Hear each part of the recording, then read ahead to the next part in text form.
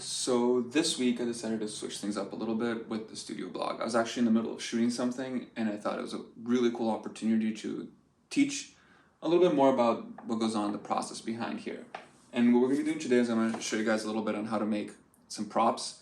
Specifically today we're going to be doing textured blocks, which is what I was shooting with. We're making little elevations to put product on. And in this case using little textures. So I'm going to show you guys my process for making just textured finishes. You could do this on anything. You could do it in PVC. I have here, toilet paper roll. You can do a lot of different things to create these fun, dynamic, high texture finishes. Since the project I'm working right now is an ongoing campaign, it's not released yet. I can't show you guys. It's happening all like over here off camera. So I kind of stopped that. So I'm shooting this on my phone. My camera's currently busy. They're doing their things. I have someone here helping me. But I just want to show you guys this part of it. We're going to be focusing on flat platforms today just because that's kind of what I need and what we're going to make. But you can do this for vertical finishes on the back. You can do this on shapes like cubes and things like that. But we're going to do this flat. I do have one that I did for a previous photo shoot for a spooky Halloween finish that shows just the difference of the same exact process, both done on foam, I'm going to show you guys a little bit about the foam process. But just a completely different, like instead of fun pop color, something dark, moody, I added a little skull here that was done with polyplastic beads, which if you guys want to learn more about this, we could do another episode on that. But yeah, it just shows the dynamics of this product and this technique. So let's get started. Now, a lot like other artistic choices you make when you're doing photography, such as light and choosing how you're going to set up your scene, we have to make some creative choices here with the materials. They each offer different perks, different benefits. So foam, for example, it's easy to get height. You can just cut it in half, stack it up, plaster over it, and you've created height. Versus these thin sheets of MDF where I would have to get almost like 8 of them stacked together. Also, when you start using these materials like wood bases, it starts getting heavy. So a lot of times if you're trying to have something floating, like a floating rock, much easier to do something with a foam base and suspend it and have it stay the way you want, as opposed to using a real rock or using a wood, core that would be much heavier. Also, when choosing what material you're going to be texturizing with, you can do it with silicone. You can do it with, drywall fixing, like that putty you use to fix your drywall. You can stack that up. It cracks. Again, sometimes you want the crack, so you use that if you want, hairline cracking. For what we're doing today, I like using white. It's neutral. I can mix pigment into the actual mixture so that if it scratches, you still have pink, or in this case purple, inside the material. So I can just, clean it up a little bit, put a little water on it, and you won't show the scratches. Versus if I used, Durham's, which has a yellow finish, I would mix it, let it dry, and then paint over it. So if it scratched, you'd see the yellow underneath. They have their perks. This is much cheaper. It's a little hardier. It's great for doing fine detail work over the Plaster Paris sometimes, but the Plaster Paris does dry a little faster. It's easier to pigment, and it's also easier to find. A lot of times you can find this at Michael's, Hobby Lobby, and Home Depot. This is more of a Home Depot, Lowe's type of product. So whatever is more convenient for you, you're gonna select. Again, tons of different paths to get to the same place. That's why this is art. That's what makes this cool. Also, another thing you should consider when using a foam core is it is a little fragile. So you could break it. That's a good or bad. If you need to throw it out into a small bin and you're making a huge sheet, it's nice to be able to just break it up at the end of the day and toss it out if that's what you're going to be doing. However, if you're making a large platform and you're trying to put something heavy in the middle that's going to start arching, that's not very good. You're going to want to switch to a wood or MDF base for it. So let's get started. So to make sure we don't get lost with all these different techniques, I'm going to hyper focus. We're going to be using just the Plaster Paris on foam. Keep it simple. It's a great place to start. But again, you can do it on MDF, whatever's around. I prepped some foam here for us. I cut 3 simple little blocks for us to look at and 1 stacked block that I want to make it look almost bouldery and natural versus these 3 that we're going to go for a fun pop finish. Now, I just quick cut these with a knife, my pocket knife. If you have a hot knife, you're going to get a much cleaner finish. If you really need a really clean finish, instead of using white foam, you can also look at pink insulation foam. That cuts much better if you use a sharp X-Acto or any kind of like disposable blade. You're gonna want something that's fresh out of the package. You pop it on there and cut nice and slow and you'll get it. Now, if you really get into this and you do this a lot, you can use a hot knife. And again, we can get into a whole thing just talking about foam and how to use foam in different ways. But today the topic is the texture. So just know lots of stuff you can do with foam. We did it plaques, one stacked. Let's get into the Plaster Paris. So the easiest way to do this is they come with instructions. There's no guessing game.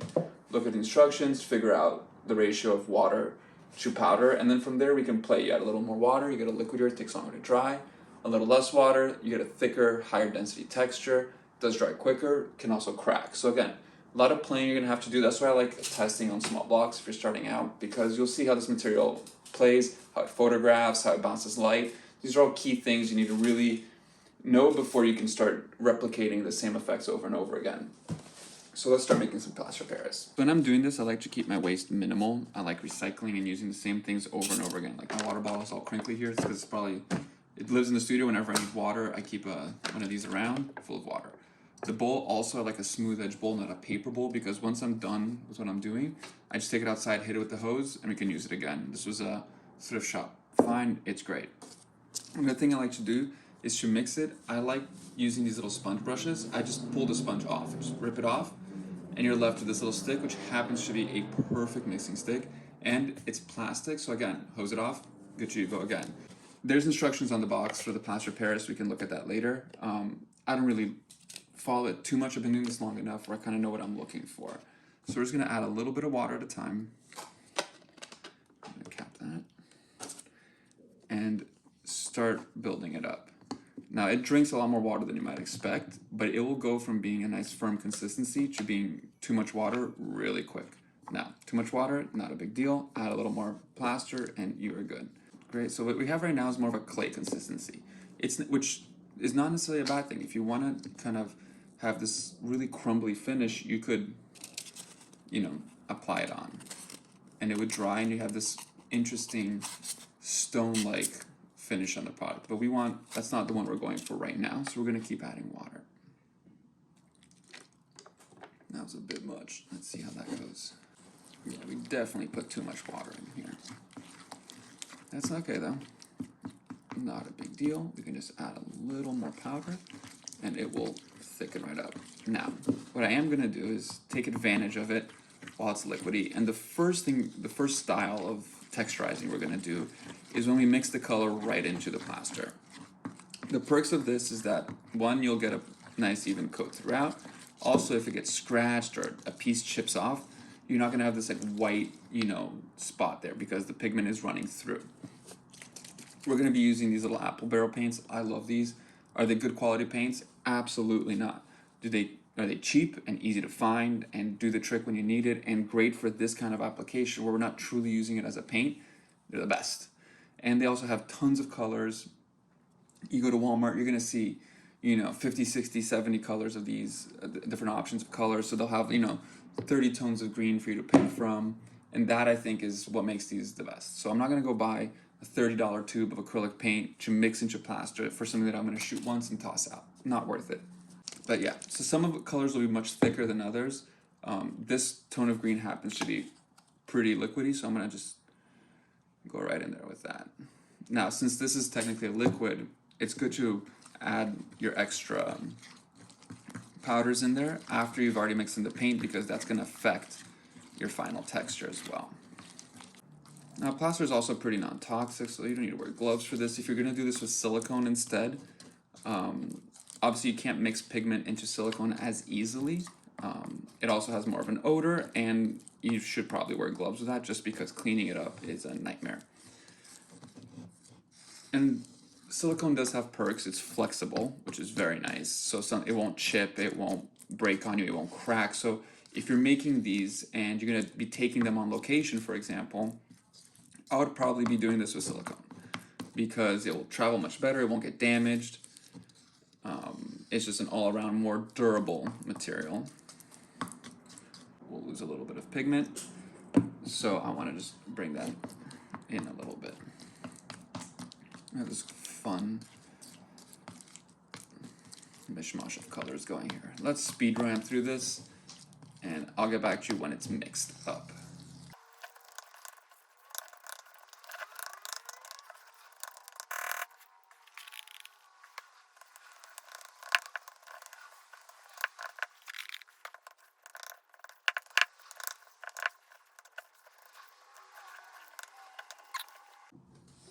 All right, so I'm pretty happy with this. It can kind of hold up this spatula on us, so it's got a nice firm finish. And we're gonna start applying it to our foam. I'm not gonna rough up the edges here. We're gonna just kind of focus on the center, and then we'll do an edging finish on the big block. But I just wanna show you guys how I'm gonna do the texture on this one.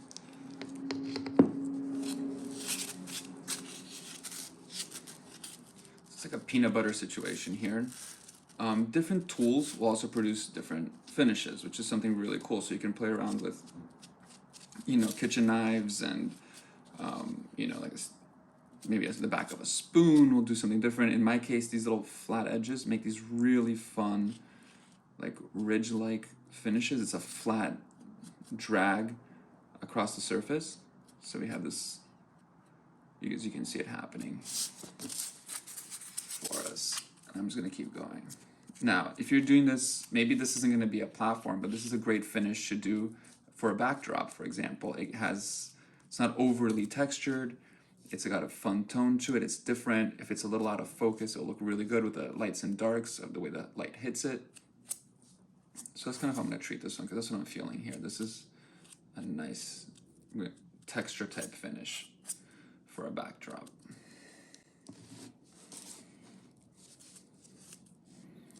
I try to keep my layers about between 1/4 inch and I would say 1/8 of an inch to 1/4 inch thickness. The thinner it is, the more delicate it's going to be, especially with Plaster Paris. So it could crack. So again, keep in mind what you're going to be putting it on, what it's going to be used for. You know, if you're shooting a dumbbell, don't do 1/8 of an inch because that's going to crack. Also, if you're doing a dumbbell and it's going to be that heavy, I would probably go with silicone because it can take the weight and it won't get damaged. So we're gonna do a nice little smoothing out there. This is gonna be more of a smooth finish texture. Really beautiful, clean, simple. I could see this being used for jewelry, for a watch, for example. It would look really nice over a backdrop like this. You can, you know, go back in and brush in some darker spots, but I think the lighting will do that for us, so we don't need to worry too much. Trying to keep it natural. Don't create any patterns because that will throw everything off. And there we go. There's our first green one. We're going to see this once it's dry. You're going to see how the colors change a little bit. But that gives you a really nice idea of what we're going for. So for this next one, I'm going to be using this tone of blue. It's the cobalt hue. Now, I really want to show the weakness of the mix-in method of when you do the paint mixed in to the wet plaster. And that is that we lose a lot of color. So you can see here how dark this blue originally used to be and how light it gets when you mix the plaster in. In this mixture, I went almost 50% paint to water, so this should be much, much darker, and it's not. So that's an area here where it gets weaker, where I wouldn't, if I really need pigment to be dark, I'm gonna do painting on the outside as opposed to mixing it. And we're gonna show you both with the same cobalt blue, so you'll see it side by side. Another thing I did here is I'm changing up the mixing tool. So to create different textures, like I mentioned earlier, different tools will give you completely different finishes, which is kind of a perk here. So instead of using our mixing brush here, I got one of these super cheap little spatulas that are meant for mixing paint on canvas or whatever, and we're going to be using that. What I like on this tool, and why I would recommend getting 1 or 2 of these if you plan on doing this a lot, is because it has this nice flat edge, you can create these super smooth finishes, which are also really nice. So if you're doing like you want like different levels, you can do that. Now we can go back in, that we have a little thickness to it, and start, you know, however, get creative with it. Look what try to see what you're looking for. We're gonna mix it in a little bit with the edges of the brush and start creating these, you know, changes. Again, try to avoid pattern making, because like it's easy to start doing, you know, 1, 2, 3, 4, and before you know it, you created a pattern, and that'll really, the human eye is very good at picking out patterns, and if you do that, people will notice. And sometimes you want that, sometimes you don't. In this case, we don't. We want it to look almost natural, like a faux natural finish, because it's got texture, It looks like a texture you'd find in nature. But you know, it's a fun, funky color that matches the brand or whatever we're going for. If we're looking for a fall finish, in this case, I think it was blue is more of like a wintry finish. And we can kind of just build up off of that. Something to consider also when you're doing this is the product going to be sitting right on top. So if we're going to be putting like a little bottle or something on top, you might want to have a slightly smoothed out region so you can sit flush with it, you know, and then build up texture around it. If it's going to be a backdrop, then mix up the whole thing. It's going to push some material around. And I think we're getting somewhere fun here. Again, different brushes, different tools will produce different textures. So switch them up between projects. It's a great way to do this same technique for different photo projects and not have it always look the same. So there we have it. That's a fun, high texture, really interesting background, I think. That would be cool. I would like to see like a watch or something over a blue like this. High textured, imagine a larger platform. Elevated product, so you have a nice cast shadow underneath. And this is just ever so slightly out of focus. It'd be a really cool finish. So now we're working on the one that we're going to be painting over. And I wanted to do an even more dynamic texture finish here with these big clumps like this. They kind of, just show you guys even more ways of doing this and creating textures. Now for this one, I'm really stacking it thick. Like we have a good amount of plaster on here, but that's okay. It's still much lighter than if it was an actual stone or wood. Clean up the edges a little bit, just so I have something nice and neat. And so this is kind of like a combo between the smooth and the jagged. It looks very natural, even though, so if you're going for like a more natural stone finish, this would be maybe the way you'd want to finish it. But we're going to be painting this. For this last one, we're going to mix a couple of techniques we just used. We're going to blend the option of mixing the pigment into the powder and painting on top. We're going to do both. And what I want to do here is we want to create a faux stone type look. So I want this to look like a rock that we can either place jewelry on, or maybe a watch, or you know, whatever product we might be shooting on this. To create this, I glued 3 sheets of the foam together. I left the back untouched so you guys can see it. Also, it should probably be out of the photo. I also left a flat top. Now that's just key because if you want to place product on it, you need to have kind of a flat surface. If you don't care about that, maybe you're leaning product on it, then maybe add a 4th block and chip away to give a more rounded edge, a more natural finish. You can, you know, pick on this to create texture there that way, or add a little more plaster just to round things out. I try not to let my plaster get more than 1 inch thick, because then it'll take very long to dry, and then also what happens is if you have a thin edge here that's drying faster than the top, it'll crack. So you can always fill that in. Maybe a crack is something you want, so you can play with the different thicknesses to create cracks on purpose. Today we don't want that, so I'm going to try to keep things even, a flat top that can hold product. Another creative choice we have to make is the tone of the stone here. If you're not used to painting faux stones, if you're not used to being able to, like, you know, think of stone texture right off the top of your head, go on Google, pull up a couple of images, go outside, grab a couple of rocks, see what you're looking to do, and then mimic life. You know, life imitates art and vice versa. So since we already did a blue one, I'm going to go with a brown finish and create more of a warm toned stone. This could be great for jewelry, for example, where you might want a more of a warm finish if you're using golds and brass finished jewelry. If you're doing maybe platinum or titanium colors and watches and things like that, I would go blue. And this is a different blue from before. It's an Admiral blue, but I'm going to be setting this aside. We don't really need it. And we're going to focus on this. So we're going to be mixing our grays with a chocolate bar color to create a final stone. And we're going to be mixing pigment both in the plaster and painting some on afterwards. And I'll show you that once it's dry. Let's get mixing. So I added a little bit of plaster here and a lot more water than I should. You can see it's quite liquid. It's basically soup here. Now this is when I want to add in my base tone. So this is going to be the color that I want permeated throughout the entire plaster. That's going to be our, I'm going to shape this up. That's going to be the tone setter pretty much. And we don't need a lot. Put a couple drops in because we don't want to make a brown rock. We're making a gray black rock that happens to have some warm tones in it. So let's start mixing that. And you'll see the color's going to start dying down a bit as we blend it properly. To the edge. So now that we have our base color and tone in, I'm going to start getting my texture where I want it. Now, to get this technique really well, you don't want this to be too dry. You want a nice middle ground so that we can spread easily, blend the colors, and get a natural look. Great.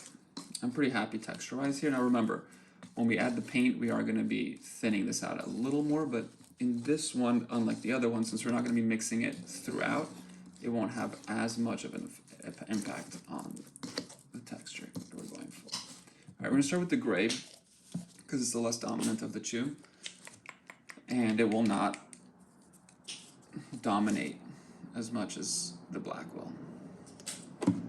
All right, so let's get that in there.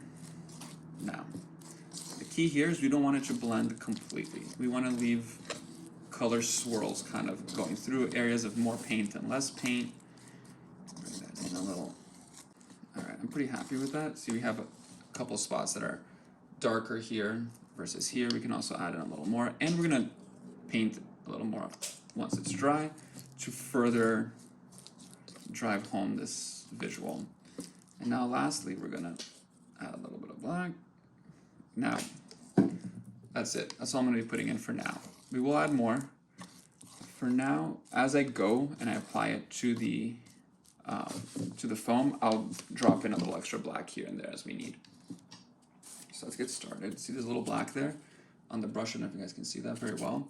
So once you apply it and pull it, you see it starts creating areas of more black and less.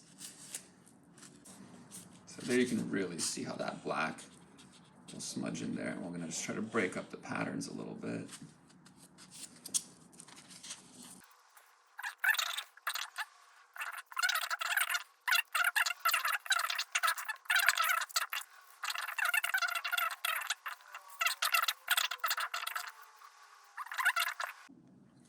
So we've applied most of it. You can see there's some nice tones in there, things like that that'll really pop once it's dry.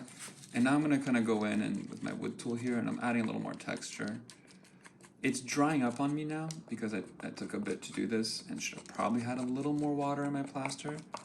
But I'm gonna use that as a perk, and I'm gonna chip away a little here with my wood tool and create some interesting textures that way.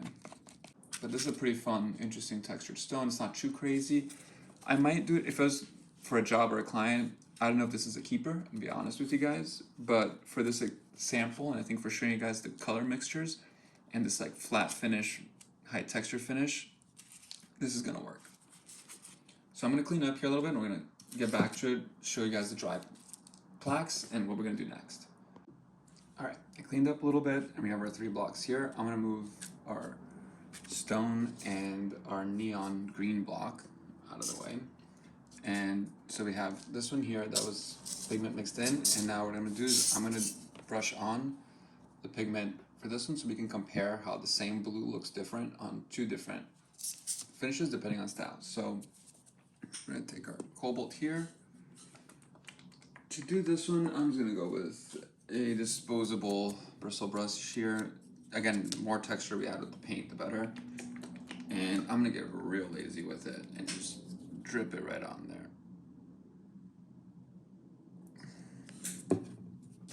All right, I'm just gonna cover it. It's a pretty straightforward process, as much or as little as you want.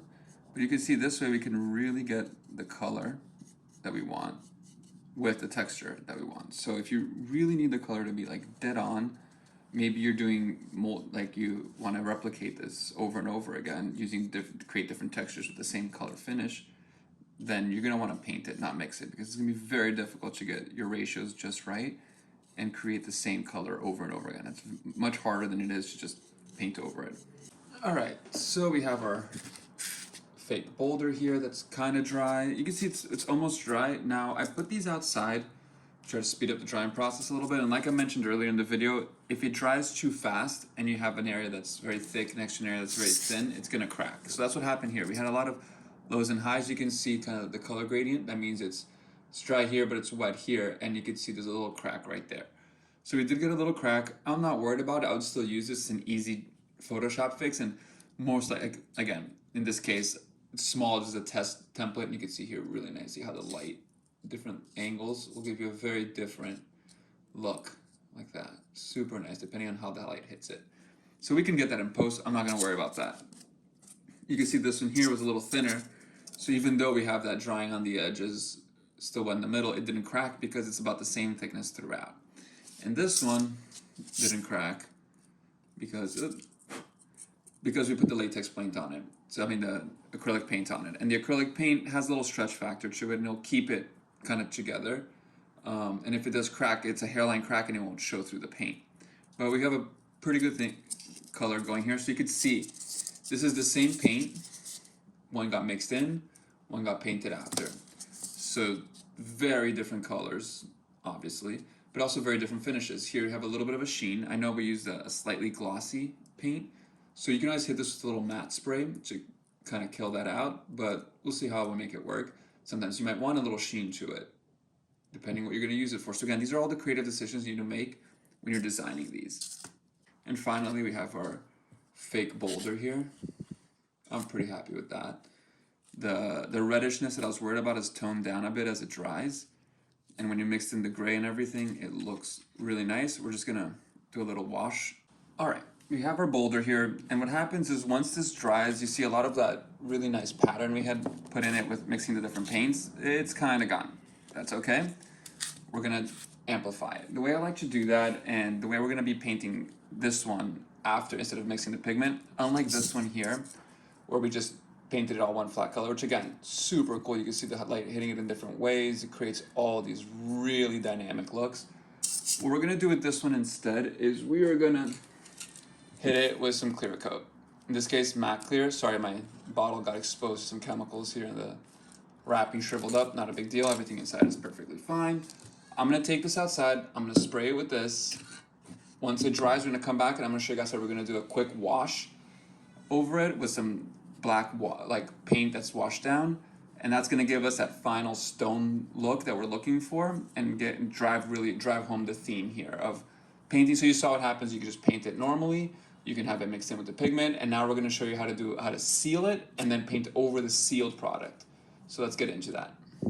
All right, so we've sprayed it. Something to keep in mind with this also is that whenever you use aerosol sprays, something like this, and any like epoxy type finish, polyurethanes, oftentimes it will melt the foam. So you can't really see it too much here. It did melt it a little bit. I was careful with where I sprayed it. It chewed in a little bit here in this corner. You could really see it really caved in there. But again, anywhere where you have the plaster, it should hold. It's gonna kind of dissolve it so you'll have like a hollow underneath. Also, in any area where you have a little foam exposed, it's gonna chew through. Since we're going for a really grunge texture here, that works in our favor. So we're gonna keep rolling with it. Moving on. We're gonna take one of our little sponge brushes that I mentioned in the beginning of the video. These are the ones that are gonna get recycled back into mixing sticks. I took a little bit of that black paint. I mean, we're talking a drop of black paint of the same apple barrel one we've been using this whole time. I mix it in with water, and we're gonna do called a wash. Now, to speed the process up, I have a hair blower here, so you'll hear that go on. And I'm gonna just use that to dry the water a little faster, allowing us to layer on more coats of paint, creating areas of dark and areas of light. So let me show you how that's done really quick. I'm gonna drop that in, and you'll see it's gonna kind of start pulling. It'll drip off because now we've sealed it, so this isn't gonna be absorbing water like it was before. If you would have just done this directly on the bare plaster, it would just soak that water up, and you're just gonna blotch a dark spot. But since we sealed it, let's move this really quick. It's basically just running right off of it, which is actually what we're looking for. This is how we're gonna get the dark spots and light spots and create interest like that. So you can really get it on there. Look at that. So I'm gonna hit it with a hairdryer really quick, let that dry, and show you how that looks. All right, literally quick like that. And you already see it's changed so much, and that's just one. You could do this as many times as you need, work with it as you go. We're gonna get messy, that's fine. Since we're really going to be shooting the front of this product, this prop, I'm going to be really focusing, letting it pull. Like, that's one of the key things, is letting it pull in certain areas. You see right there, it's pulling. Let's embrace that. Hit it with the hair blower. Beautiful. I mean, that little spot right there is just gold. Love it. Now we're going to focus a little more on this side. Again, just dropping it on there. Don't hold back. And since it's so watered down, you're not going to be leaving like large, areas of black. You're not going to be leaving large areas of black. Sorry, I got excited with the hair blower there. So let's hit that again. And again, it's apply a little water, a little of that wash.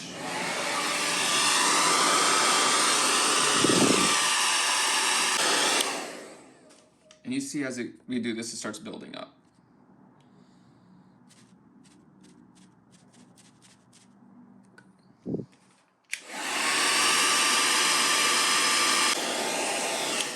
Okay, I think we're in a good place. I left a little area like untouched, so you can see that we started off with this, and now we're here. This scales beautifully, so if you needed to use like a large boulder, again, if you're shooting like a dumbbells, let's say, and you want to have that stone, hard, feeling, or you want to shoot boots, and you don't want to be carrying giant boulders in and out of your studio, this is a great way to do it. This photograph's great. It's going to look super authentic. I mean, we rushed this. You saw it happen. We did this in maybe 3 minutes to get this done. And then including painting time, everything, maybe 10. So that's why we kept it small. It was a little faster to work with, but you can scale this as big or small as you want. You can also, like, if you don't want to, as you mix in those colors, if you're making this big and you need to do it in 3 or 4 batches, it's not a big deal because stones aren't normally, monotone. They're going to have multiple colors. And you really get to see that here. So we're going to pop this in the studio. I got a little drippy here. I don't like this. This is what I was talking about with the pattern. You have these streaks running here that feel very much like the hair blower was kind of coming this way, even though I try to change directions a lot. And that creates a pattern. So we're trying to avoid this. Not a deal breaker, especially since I'm probably going to photograph this way. Maybe get, like a nice vertical there. There's a couple things we can do. Now, again, because this isn't an actual boulder, we have a flat surface to work with. So it's not going to roll off the table in someone's foot or anything like that. We have a flat surface to put product on top of. So again, if you're, let's say, I have something here perfect for this. My lip gloss, like sunscreen thing here. We have a little Burt's Bees. If you're doing like a wildlife, you want to convey like you're using it in nature. And I got it all dirty. We have it here that you can, lay something like this, put some trees behind it, and all of a sudden you have this great authentic looking stone that you didn't even have to go outside to get. And also, because of the lack of weight, you can store these fairly easily. You can make these beforehand. Let's say you're shooting something in the woods and you do want to lean a stone for it, but you have this great location, lake behind you, fallen pine tree, but you want a stone there. You can bring your own, make it beforehand, and you can let's say you make this the size of this piece of paper, you're still looking at like a 2-pound stone. So you can just take this with you, probably be the lightest piece of gear you have, and you have a perfect stone to shoot on location. So I set up the 4 textured platforms we've created. So you can use these as risers, you can use these as backdrops, whatever you need to do, as a prop. All samples using the same exact materials, plaster as a base, apple barrel paints to give us our toning, and then just in the case of the stone, we added some matte clear coat, nothing fancy. Again, all of this can be found at a Michael's, a Hobby Lobby, or a Home Depot. Maybe not the Apple paints, but those you can get. And if you really need to on a paint sheet or Home Depot, grab one of those samples of their wall colors. They have tons of colors to choose from. Get the little canisters that are just the samples. And you can do the same thing. It's the same kind of, it's latex paint, not acrylic, but it kind of does the same thing. It dissolves in water, so you can still dilute it and mix it into the plaster. And then you can also choose the finish. So if you don't want it to be shiny, you can get a flat finish, like an eggshell, or you can go high gloss if you do want to get something shiny. I've never done washes with those wall paints, but I'm sure it would work just fine. If not, it's always handy to have one of these around, like keep 2 of this black acrylic.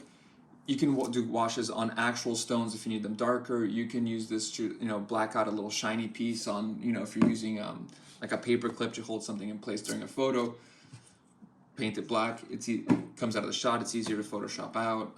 It won't be as reflective sometimes on whatever product you're shooting. So it's good stuff to have around. really happy with this one. There's different levels of texture and things like that. Seeing the way the light hits it is just so cool. So I hope you guys enjoyed. I kind of decided to do this video on a whim, just because I was making one of these for a client, and I'm like, you know what, I'm sure people would love to learn how to do this, so I kind of grabbed my phone and just started filming. But really we did, just so you guys a refresh, we did 3 plaques, starting with a vibrant, low profile texture that's really grainy, again, with pigment mixed into the plaster. Then we did a high texture, pigment mixed into the plaster. Then we did a mid texture, I would say with a lot of highs and lows, but not so much like aggressive texture to it, with pigment applied on top of the plaster. And then finally we did an actual prop, which is more 3-dimensional, with both pigment mixed into the plaster and then sealed, and a black paint wash applied afterwards to create a more natural stone finish. So I would say, like, though they're technically all props, this is like a true like add-on. I would maybe take this on the field if I'm shooting something like in nature that doesn't have the rocks the way I want. Like here in Florida we have a lot of sandstone and limestone. Sometimes you want more of a granite feel, so you can make your own boulders. These are light, I could throw them in my car, take it with me if I'm shooting like boots, if I'm shooting any kind of outdoor product that I want a specific color of stone that matches the product or is a complementary color to the product. I might just make it. It's easier than carrying, you know, a 50-60 pound rock somewhere. And then these are beautiful just backdrop shots. Like I would make these a lot larger, set them in the background, lay your product here. If you're doing top down shots, again, a nice 2x2, 2x4, you can put jewelry on this, you can put watches on this. This is great for cosmetic products. This is, especially for cosmetic products, I want to say, because background color is so key, that if you're able to grab something that you know and love, your client likes it, you can buy 3 or 4 tubes and make sure that you can replicate the same color over and over and over again while switching up textures, sizes, scales, however you're doing it. So let me know, leave a like in the blog, follow me on YouTube, and if you guys want to talk shop, if questions about photography, videography, or, you know, product branding and marketing, let me know. I love talking, you know, just talking shop. So have a great week. Bye.